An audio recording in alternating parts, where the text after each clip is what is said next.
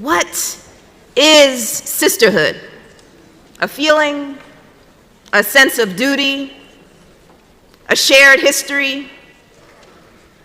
But how do we practice it? Who is welcomed in and who is left out?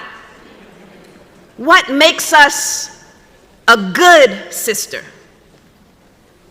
What do we do when we aren't good? When we hurt each other? How do we forgive and do better? What does it mean, in short, to study sisterhood? One of my favorite lines from Beloved is, "She is a friend of my mind.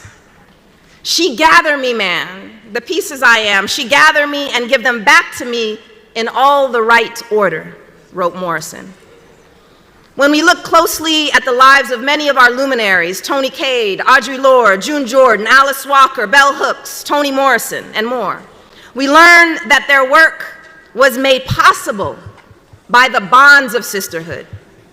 When we choose to study sisterhood, by which I mean take it seriously, tend to it, learn from it, invest in it, sisterhood holds the promise of gathering us up again and again and again. And so perhaps this is a good time for me to admit that for many years, I wasn't a good sister.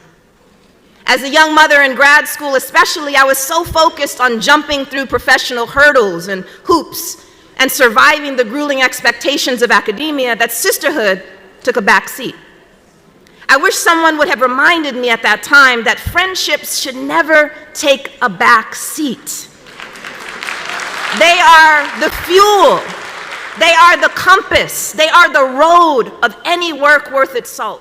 This is on my mind right now because I'm reading a book on how a network of Black women changed American culture by Courtney Thorson, which describes how in the late 70s, a group of Black women writers, editors, teachers, students, and journalists met regularly over the course of 2 years in New York City to support, to protect, and advocate for each other.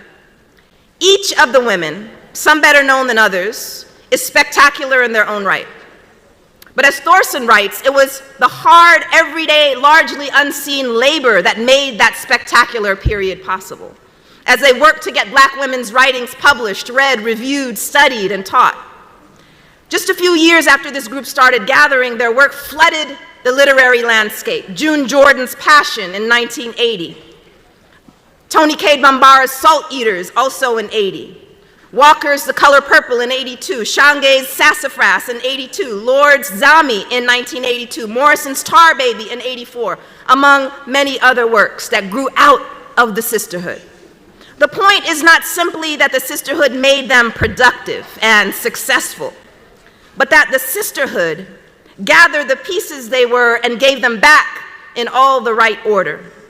As Walker would say in an interview with the late Rudolph Byrd, we thought we must create a space for Black women writers to honor each other, to know each other, so that nothing from outside could make us fight over anything or even feel competitive.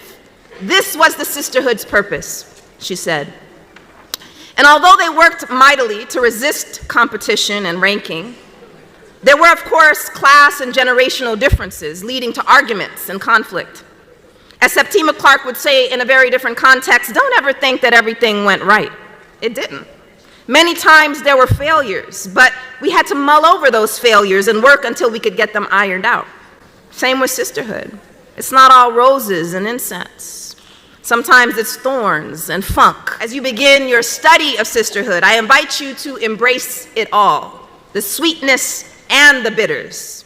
Above all else, I want to encourage you to be careful with each other so you can be dangerous together. When you feel weighed down, as we all do, I want to encourage you to dust off your wings, sown by generations of women over the course of 143 friggin' years, so you can fly and be fly. Remember, too, that despite the social media slogan, "Trust Black women," you, too, have to be trustworthy. Black faces in high places are not going to save us. Black faces in high places are not going to save us. That is, our blackness and our womanness are not in themselves trustworthy. If we allow ourselves to be conscripted into positions of power that maintain the oppressive status quo, our blackness and womanness are not themselves trustworthy if we support the occupation of black neighborhoods with so-called better trained police, or remain silent about the genocide of oppressed peoples around the world funded by our tax dollars.